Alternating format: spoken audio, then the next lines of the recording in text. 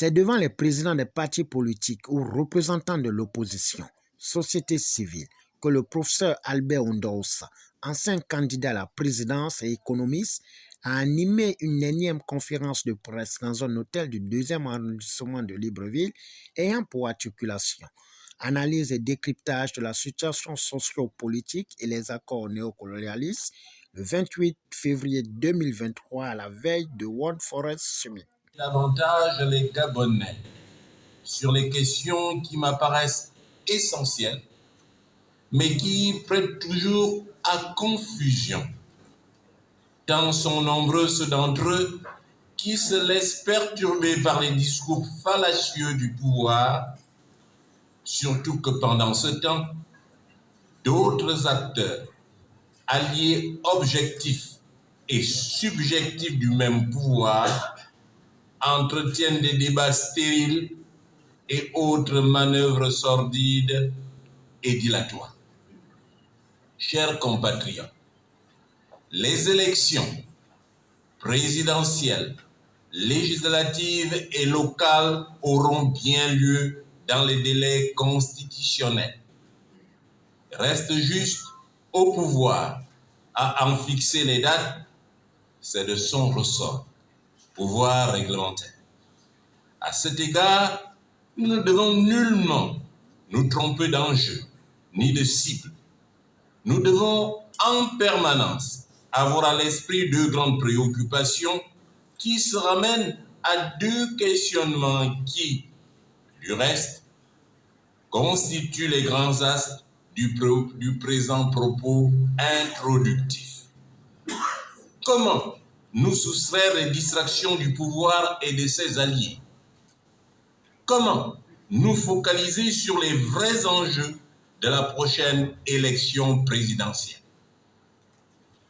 Pour nous soustraire les distractions du pouvoir et de ses alliés, il convient, selon moi, premièrement, d'éviter de nous complaire dans la dénonciation.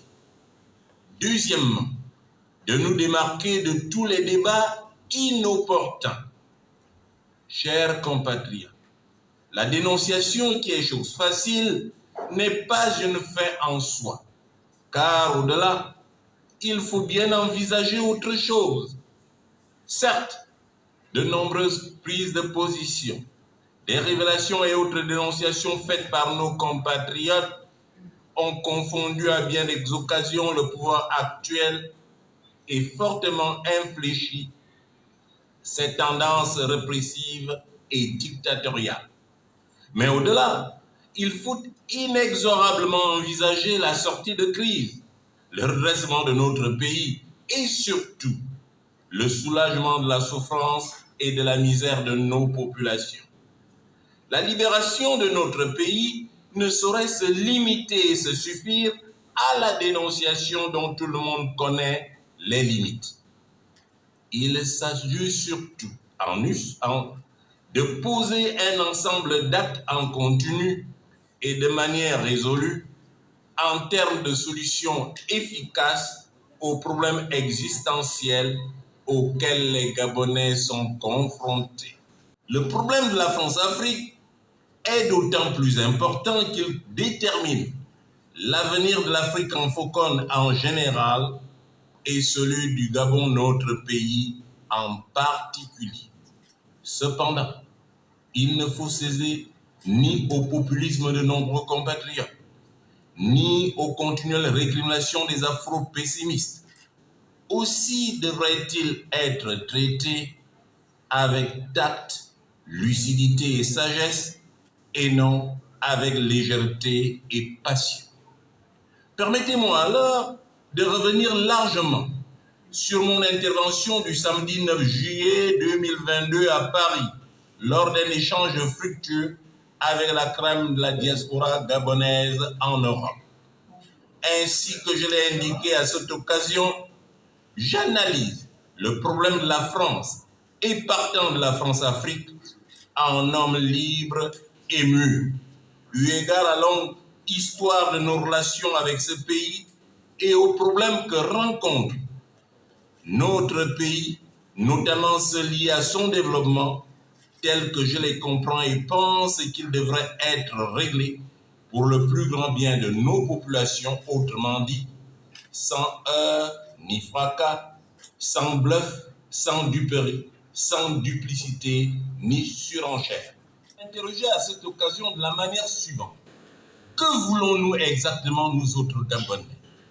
Passer l'insulte et la révolte, contingent essentiel de toute jeunesse active, que reste-t-il? L'insulte constitue-t-elle un moyen de dialogue? Ne dit-on pas que la colère est mauvaise conseillère? Nous, Gabonais, nous sommes-nous vraiment donné les moyens de nous libérer de toute emprise extérieure? Quand et comment? Loin derrière nous, les résistances ancestrales contre la colonisation, que relatent de nombreux historiens engagés, le coup d'État de 1964, s'il avait abouti, l'aurait-il permis?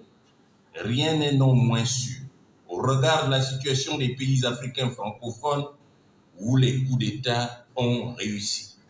Chers compatriotes, ne nous est-il pas possible de traiter objectivement du problème de la France avec pour seul socle les intérêts de notre nation dans son entièreté en lui proposant une alternative crédible? Pour ce faire, il nous faut cibler nos intérêts et les hiérarchiser, ceux de la nation tout entière et non ceux d'un clan, d'une famille ou d'une ethnie. Nous devons jouer à fond l'intérêt du pays et ne pas être arc-boutés, voire cachés derrière des intérêts partisans, ethniques, familiaux, sectaires et ou politiciens. Il ne s'agit nullement d'un jeu. La question subsidiaire importante, et non moins cruciale, est de savoir ce que nous avons fait de la marge de manœuvre qui nous est laissée. Est-ce la France qui nomme nos gouverneurs, nos préfets et sous-préfets, qui a institué la géopolitique au rabais et instrumentalisé le tribalisme? Est-ce elle qui vote nos budgets et les détourne? Est-ce elle qui impose à nos dirigeants de s'en servir pour acquérir à titre personnel des appartements de luxe, des hôtels de luxe et ouvrir ou renforcer leurs comptes bancaires particuliers? Est-ce également la France qui détruit nos hôpitaux, nos écoles, notre système éducatif? Dira-t-on que c'est elle qui nous empêche de construire et d'entretenir les routes et les écoles? Ou qui nomme des personnes incompétentes aux postes clés et place une catégorie de Gabonais à tous les postes importants de notre administration?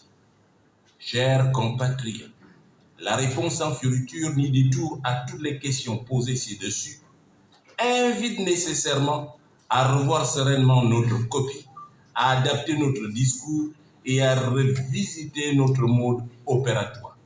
L'usage de la roublardise, il faut donc le laisser s'embourber, car à l'image du pharaon de l'Égypte ancienne, il a le cœur endurci et c'est ce qui le perdra bientôt.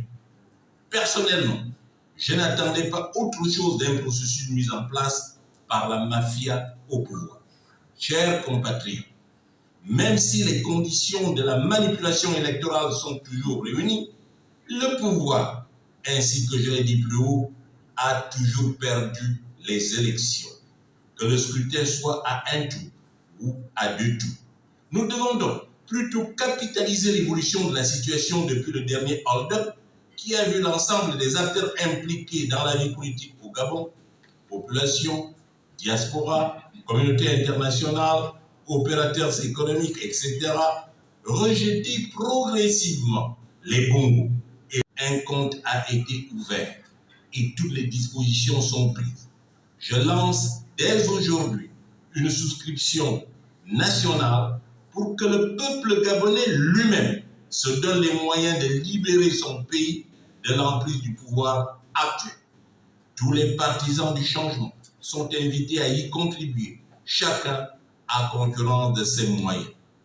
Tous les détails relatifs seront expliqués par voie de presse. Je rappelle à ce propos, ainsi que je le disais la dernière fois, que si je ne suis pas moi-même candidat, les sommes récoltées seront intégralement versées aux candidats derrière qui les Gabonais s'aligneront majoritairement pour faire tomber le système Bongo-PDG. Après des échanges interactifs sur des questions liées aux freins de développement de l'Afrique et en particulier le Gabon, le natif de Mivol a dissocié le populisme du discours qui rend la France comme unique responsable de la misère en tirant sur le pouvoir qui se dédouane de la malgouvernance. Au finish, le prof Albert Ondorsa invite la population de se faire inscrire sur la liste électorale malgré toujours le suspense de sa candidature de 2023.